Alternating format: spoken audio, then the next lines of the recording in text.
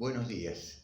Hoy quería hablarles de la novela El lugar sin límites del escritor novelista chileno José Donoso, una novela publicada en 1966. Donoso está considerado uno de estos escritores que conformaron en la década de los 60 el boom, ese fenómeno llamado el boom latinoamericano, junto con Cortázar, Vargas Llosa, Rulfo, García Márquez, tantos otros.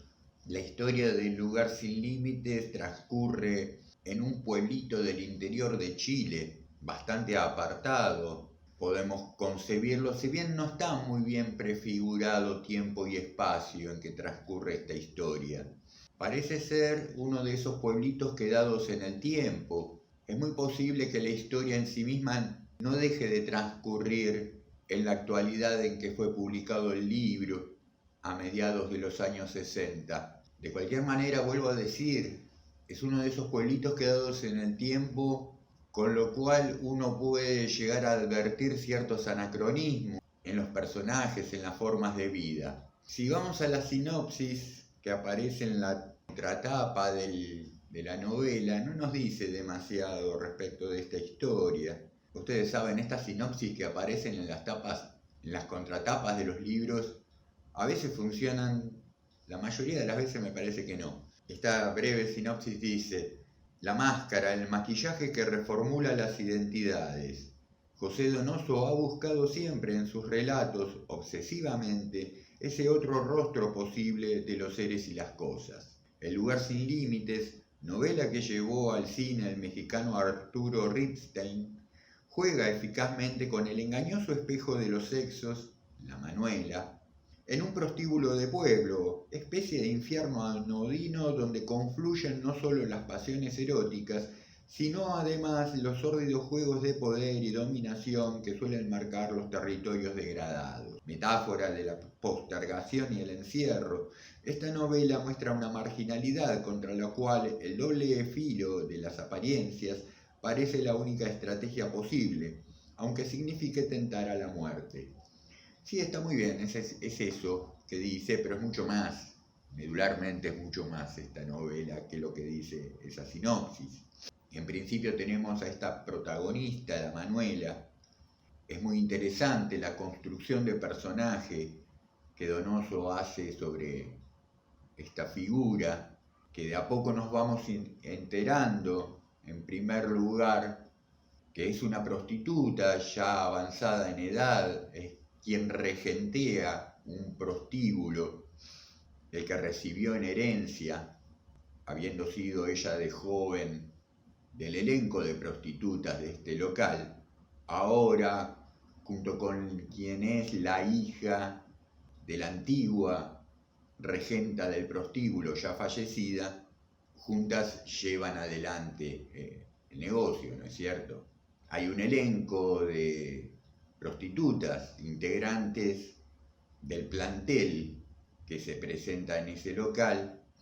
Con el tiempo nos enteramos que Manuela, además de prostituta, es un hombre transvestido, homosexual, con lo cual es cierto lo que dice esta nota, la marginalidad va apareciendo de a poco en la novela, no se nos dice de golpe las características de la Manuela, y es cierto que aparece en el caso de ella, una especie de revestimiento de niveles de marginalidad, ¿no es cierto? Marginal por prostituta, marginal por homosexual, marginal por travesti.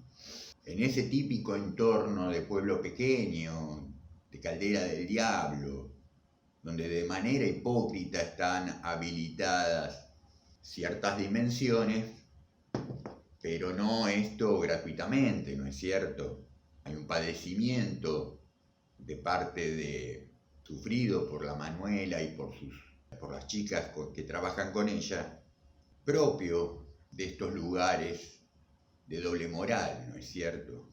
En fin, en este contexto hay una lucha de poder muy remarcado en torno a la figura de un tal don Alejandro Cruz, don Alejo, que es una especie de señor feudal en este pueblo, es un senador algún partido político es latifundista, que ante esa precariedad y ese haberse quedado en el tiempo de ese pueblo, inclusive entronizado, ese statu quo que permanentemente amenaza con volverse, con ir degradándose, en comparación de unos pueblos vecinos que parecerían estar creciendo.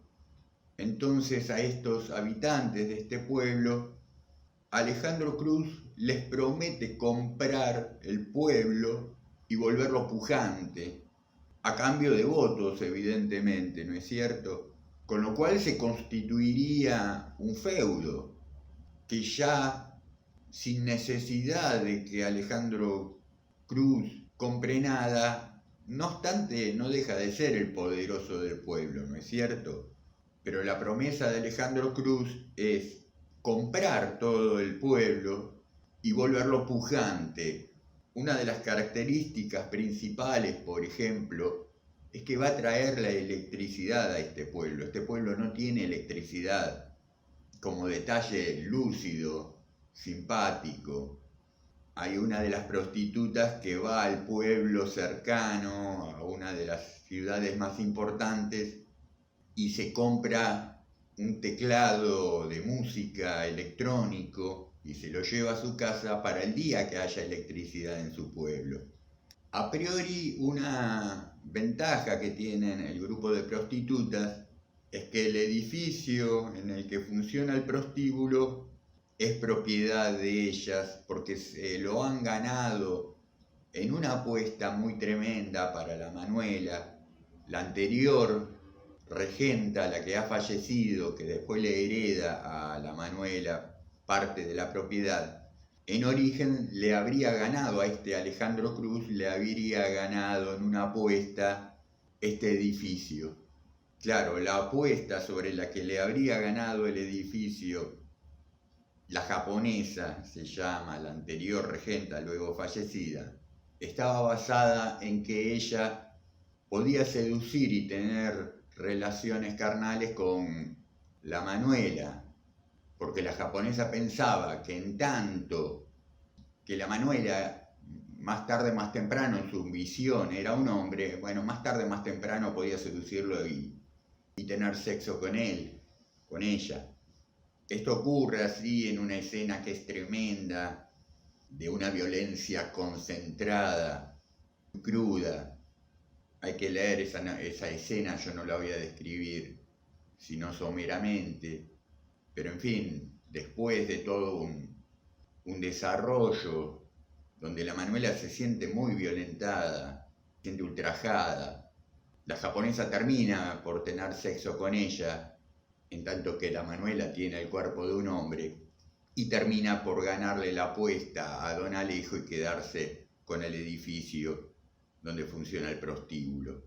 Hay una carga de violencia también que se va acumulando a todo lo largo de la novela y que estalla hacia el final de tal manera que podríamos calificar de criminal, de infernal, de lo más bajo a lo que puede caer la condición humana. Esto en función y en relación con un montón más de personajes que aparecen en la novela. Hay ahí un tal Pancho Vega, un pendenciero de pueblo que desde algún no lugar tercia ahí en esa lucha de poderes, enfrentándose con Alejandro Cruz, pero también enfrentándose con las prostitutas, con la iglesia, que también el cura párroco constituye en sí mismo otra figura de poder. No todos los personajes femeninos son prostitutas, aparecen otros personajes femeninos que más tarde, más temprano, en su mayoría, están en relación de dependencia con don Alejo, sus criadas, por ejemplo, algunas con las cuales la Manuela guarda algún tipo de relación de amistad o de enemistad. En fin, es una novela muy corta, de pocas páginas, una novela breve. Desde lo formal se ve muy reforzada por la construcción de los personajes. Vuelvo a decir que se presentan de manera muy progresiva, muy paulatina, se van completando estos personajes. Lo mismo la construcción de atmósferas, de ambientación, de clima, que progresivamente se va densificando, vuelvo a decir, hacia una degradación que termina por estallar en la violencia más tremenda. El título de la novela, El lugar sin límites, hace referencia a una escena, a un pequeño diálogo que en la novela aparece al principio como epígrafe, como epigrama de la novela. Un extracto de la obra Doctor Fausto en la versión de Christopher Marlowe, autor teatral británico del período isabelino contemporáneo a Shakespeare. En este extracto, Fausto le pregunta a Mefistófeles, le dice: primero te interrogaré acerca del infierno. Dime, ¿dónde queda el lugar que los hombres llaman infierno? A lo que Mefistófeles le responde: debajo del cielo. Sí, pero ¿en qué lugar?, pregunta Fausto. Mefistófeles le dice: en las entrañas de estos elementos, donde somos torturados y permanecemos siempre. El infierno no tiene límites, ni queda circunscrito a un solo lugar, porque el infierno es aquí donde estamos, y aquí donde es el infierno tenemos que permanecer. Bien, no por nada Donoso llama, ¿no es cierto?, a esta idea de Marlowe acerca del lugar sin límites, como lo infernal. Creo que solemos tener idea de ese lugar sin límites como el lugar de la libertad, comúnmente. Rápidamente asociamos la noción de límite con la falta de libertad, ¿no es cierto? A mí me parece que en esta novela lo que quiere hacer Donoso es dar vuelta a esa concepción. Es que si nos ponemos a observar, por lo menos desde algún punto de vista, en la observación llana de los sucesos, de la historia del hombre, podríamos advertir que lo que otorga libertad es el poder. En tanto que tengo poder, soy libre. Y el poder se concentra en lugares muy pero muy limitados, muy circunscritos. El poder está en el centro, siempre los poderes están en los centros. Y todo lo demás, todo lo que rodea un centro de poder, son los márgenes, ¿no es cierto? Lo marginal, que podemos saber dónde empieza, pero nunca sabemos dónde termina. Es el lugar sin límites, lo marginal. Lo marginal es terreno sin límites, decíamos, pero no por eso más librado a la libertad, todo lo contrario. La periferia siempre está sojuzgada, sometida a los designios de los centros de poder. En definitiva, esa sería la estructura de pensamiento que construye Donoso, su conclusión, su observación del funcionamiento de las cosas, sobre la que pone una historia que ejemplifica esta observación.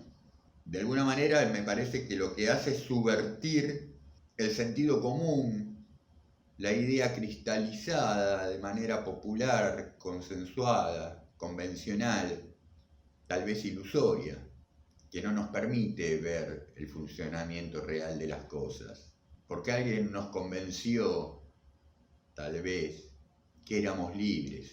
En fin, una novela, vuelvo a decir, que me parece muy interesante, muy desafiante a repensar ciertas cuestiones, las del poder, las de las relaciones con el poder, desde un lugar diferente que por lo menos va a abrir nuevas posibilidades de reconsideración, de resignificación de las cosas. Bueno, espero que les haya gustado este video, espero que dejen sus comentarios, que lo recomienden al canal, que le pidan a sus amigos que se suscriban, que dejen likes, que dejen dislikes. Me despido ahora esperando, como siempre les digo, que estén pasando hermosos momentos y teniendo gratas lecturas. Hasta pronto.